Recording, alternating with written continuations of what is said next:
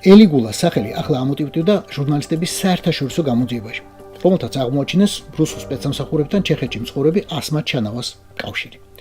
ორგანიზაცია პრავფონდის მეშვეობით, რომელმაც ადვოკატები უქირავა ზელიმხან ხანგოშულის მკვლელ კრასიკოვსა და რუსული იარაღით უდიდეს მოვაჭრეს ვიქტორ ბუცს. და ახლა ალბათ გიჩნდებათ კითხვა. გარდა იმისა, რომ ქართველთან ერთად ჩეხეთში უნდოდა კინოს აშენება, რატომ არის ეს კაცი, იონაჰან ელიგულა, ან მისი შავი გარიგებები ჩვენთვის საყურადღებო? აი ამ ფოტოს გამო. ეს ელიგულა, როგორც მცოდნე ადამიანებმა მითხრეს, საქართველოს თავდაცვის სამინისტროს ხელმძღვანელობას ჯერ კიდევ წინა ხელისუფლების დროს დაუკავშირდა. მაშინ, როდესაც ქვეყანას იარაღის ძალიან მკაცრი ემბარგო ედო. მისი წინადადება იყო ერთობლივი საწარმო შექმნა დასავლური ტიპის ცეცხლსასროლი იარაღის საწარმოებლად, ისე რომ შემდეგ გარანტირებული ყოფილიყო შესყიდვა. ის პროექტი თავის დროზე ნაწილობრივ დაიძრა, თუმცა შემდეგ ბარე 10 წლით გაიყინა, ვიდრე არმიის ხელმძღვანელობაში ღარიბაშვილ ბურჭულაძის დუეტი არ მოვიდა. მათთან დიალოგი ჩანს უფრო ადვილი აღმოჩნდა და ელიგულა 2022 წელს გახდა ცენტრ დელტასთან შექმნილი ქართულ ებრაული საწარმოს დირექტორი, რომელსაც დაპირებისამებრ დასავლური კალიბრებისა და ტექნოლოგიის იარაღის სერიული წარმოება უნდა დაეწყო.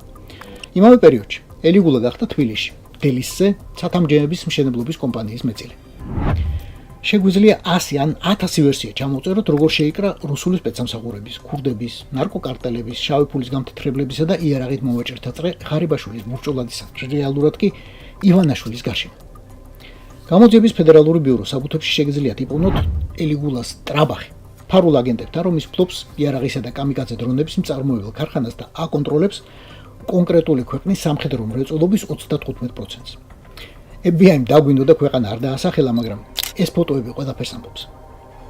კითხვები ღარიბაშვილთან, ბურჭულაძესთან და საბოლოოდ ივანაშვილთან სრულიად ლოგიკურია.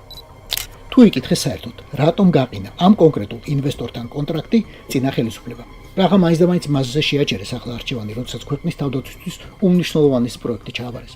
შეისწავლეს თუ არა მისი კავშირები. უამრავი ქვეყნის მაგალითად ვიცით, როგორ ნადირობენ რუსები უცხო ქვეყნების სამხედრო საწარმოებს, როგორ გეგმავენ და როგორ ატარებენ დივერსიებს. ივანაშვილი საქართველოში კი არაფერს არ დასჭირდათ.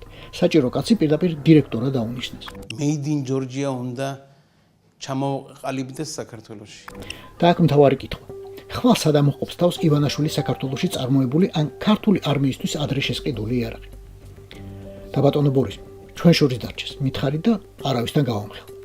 ეგ საქმე ხო არ ეწერა იმ წერილში, ტრამპის ადმინისტრაციამ რომ გამოგიგზავნდა და ცოცხალი თავით რომ არ გამოართვით ელჩს.